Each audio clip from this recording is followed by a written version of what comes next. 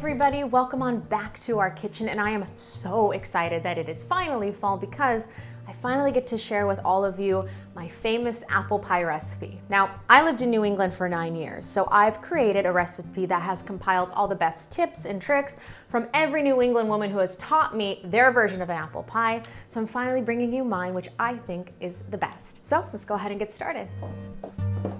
So we're grabbing a large mixing bowl and a cutting board, along with a knife.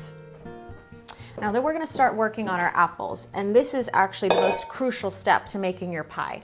You need 4 Granny Smith apples and either 4 Macintosh or Gala, depending what you find at the grocery store. The Granny Smith is what gives it the structure and make sure it doesn't look or taste like applesauce, while the Macintosh or the Gala is what gives it its sweetness and its great flavor.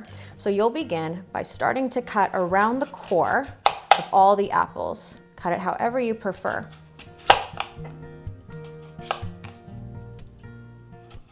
Once you've cut it, set the core aside, begin peeling your apples, and you'll want to slice them into slices that are roughly around half the size of your pinky. So just measuring it out, with something like this, you should get about 4 or 5 slices.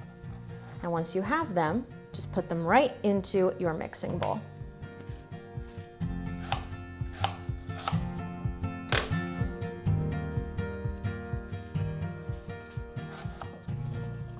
Now, this is a great time to run over to your oven and preheat it to 450 degrees.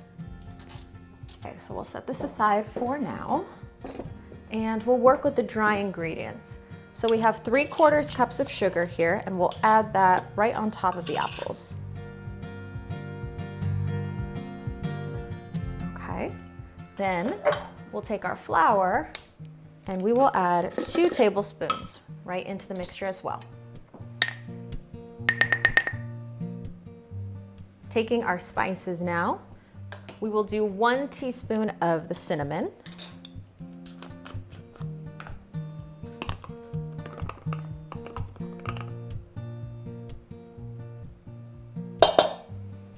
and then we'll do 1/4 teaspoon of nutmeg.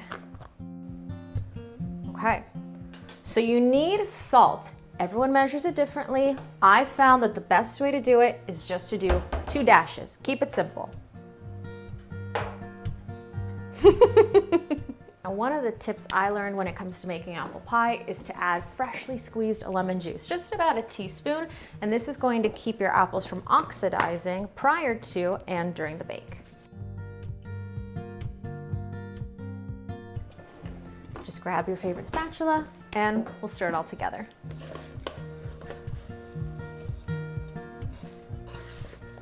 Okay, so once you've stirred everything together, just set it aside to let all of the flavors combine. If you know how to make a crust, do so now. But if you like to keep things convenient the way that I do, just grab your favorite from the store. You don't even need to reinvent the wheel for it.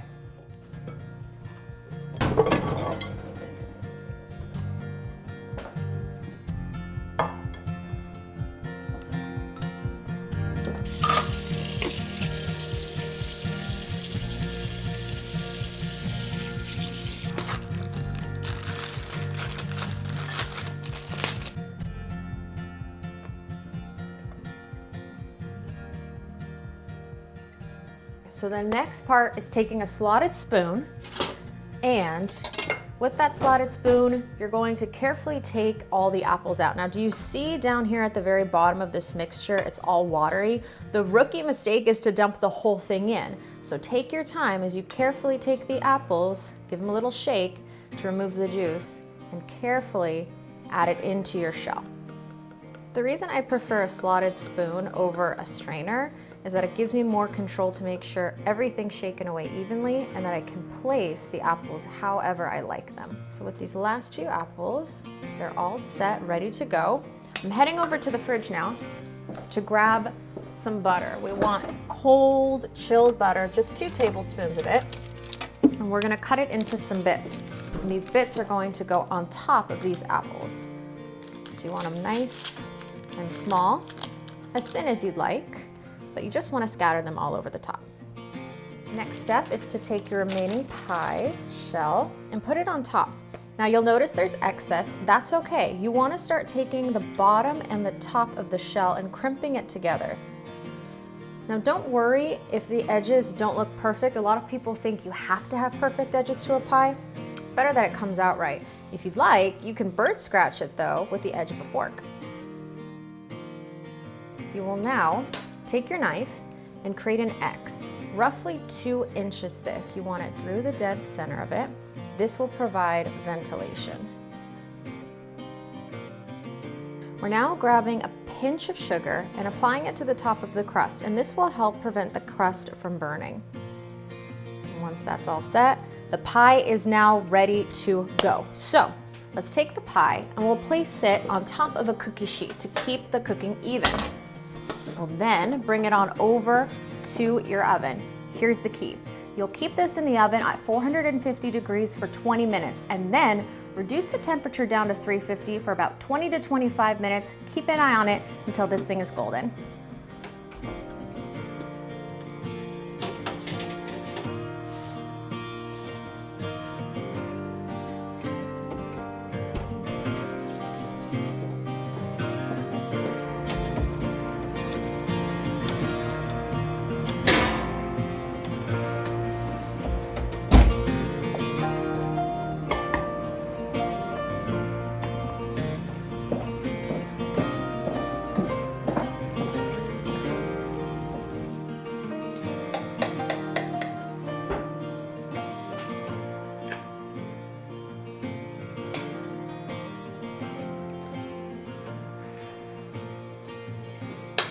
Is this pie done?